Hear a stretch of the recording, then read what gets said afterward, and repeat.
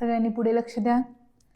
पूर्व उच्च प्राथमिक शिष्यवृत्ती परीक्षा नवनीत इयत्ता 5वी यामध्ये आपण बुद्धिमत्तेचा भाग घेणार आहोत आणि आजपासून बुद्धिमत्तेचा भाग आपण सुरू करत आहोत.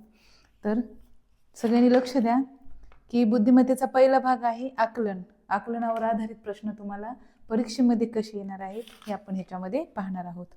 तर सर्वात पहिलं बघा, स्वाध्याय 1.1 पाहायचे. स्वाध्याय 1.1 मध्ये प्रश्न आहे पहिला की श्रीकृष्ण भक्त मीराबाई त्याच्या प्रेमात आकंठ बुडून गेली. या वाक्यामध्ये किती जोडाक्षरे आली आहेत? तर तुम्ही लक्ष द्या, जोडाक्षर सांगितली तर हा पहिला श्री, नंतर श्न. पहा श्री हे क्रू येत नाही बरं, जोडाक्षर नाही येते.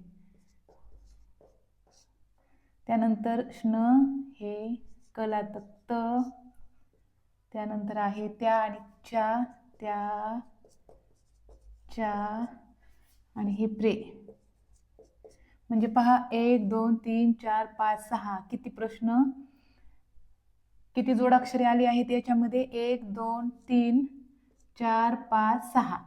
तर मग कोणतं उत्तर बरोबर येणार? 2 नंबरचं उत्तर बरोबर आहे. त्याला तुम्ही गोल करायचं आहे. यानंतरचा प्रश्न पहा, जननी ही गरज शोधाची आहे. स्वाध्याय 1.1 इयत्ता 5वी शिष्यवृत्ती परीक्षा आणि त्यामध्ये बुद्धिमत्तेचा आकलन या भागावरचे आपण प्रश्न घेत आहोत. तर लक्ष द्या, स्वाध्याय 1.1 मधला दुसरा प्रश्न काय आहे? मी पूर्ण लिहिलं नाहीये कारण प्रश्न लिहायलाच खूप म्हणजे जागा लागेल आणि आपल्याला सोडवण्यासाठी कमी जागा मिळेल, त्यामुळे मी वाचून दाखवते. जननी ही गरज शोधाची आहे या शब्दांपासून एक म्हण तयार करा. या म्हणीतील सम क्रमांकाच्या स्थानावर असलेली अक्षरे क्रमाने मांडा. या मांडणीमध्ये उजवीकडून तिसऱ्या स्थानावर कोणते अक्षर आहे? जननी ही गरज आहे शोधाची, तर म्हण कोणती होती? गरज ही शोधाची जननी आहे. गरज ही शोधाची जननी आहे. तर याच्या काय करायचं माहिती आहे का आपल्याला? म्हण तयार करून त्याला क्रमांक द्यायचे आहेत 1 2 आणि उजवीकडून तिसऱ्या स्थानावर कोणतं अक्षर आहे ते आपल्याला पाहायचं आहे. तर पहा 1 2 3 4 5 6 7 8 10 11 12. तर हे आपण म्हण तयार केली आणि म्हणीतील समस्थान पाहिजे. आणखीन कसलं स्थान पाहिजे आपल्याला? सम. बर का, नीट लक्ष द्या. समस्थान कोणकोणते? सम 2 4 6 8 10 12 आणि हे 1 3 5 7 9 11 हे काय आहेत? विषम आहेत. तर आपल्याला परत बघा, समस्थानावरील सम क्रमांकाच्या स्थानावर असलेली अक्षरे क्रमाने मांडा. आता आपल्याला हे समस्थानावरचं अक्षर मांडायचं. हे बघा, र घ्या खाली, त्यानंतर ही, त्यानंतर घ्या 10, त्यानंतरचं घ्या न, त्यानंतरचं आहे ज, नी आणि हे. अशा प्रकारे आता तुम्हाला इथपर्यंत आलं आपलं. म्हणजे आपण जसा प्रश्न आहे तसं आपण सोडवत जायचं, म्हणजे सोपं जातं आणि चुकत नाही आपलं. मग आता आपण काय केलं आहे? जननी ही गरज शोधाची आहे यापासून आपण एक म्हण तयार केली. गरज ही शोधाची जननी आहे अशी बरोबर ती म्हण तयार होते. त्याबरोबर त्याला क्रमांक दिले आणि क्रमांक द्या म्हटलं, परंतु समस्थानावरील अंक खाली लिहून घ्या म्हटले. तर आपण सम जे स्थान आहे 2 4 6 8 10 आणि हे 12, आपण समस्थानावरचे जे अंक हे आहेत अक्षर ते आपण लिहून घेतले. आता पुढं काय सांगितलंय? उजवीकडून तिसऱ्या स्थानावर कोणते अक्षर आहे? उजवी बाजू म्हणजे आपली उजवी बाजू कोणती आहे? ही आहे. तर आपल्या ह्या उजव्या बाजूपासून तिसऱ्या स्थानावर 1 2 3 तिसऱ्या स्थानावर कोणतं अक्षर आहे? ज अक्षर आहे. म्हणून या प्रश्नाचं उत्तर काय येते? ज, 4 नंबरचं ज. स्वाध्याय 1.1 स्कॉलरशिप इयत्ता 5वी. आलं लक्षात? आता यानंतरचा प्रश्न आहे पहा, कैलासवासी, कार्यक्षम, किंबहुना, कुंकू, कौल हे शब्द आकार विल्हे क्रमाने मांडल्यास क्रमवार चौथा शब्द कोणता असेल?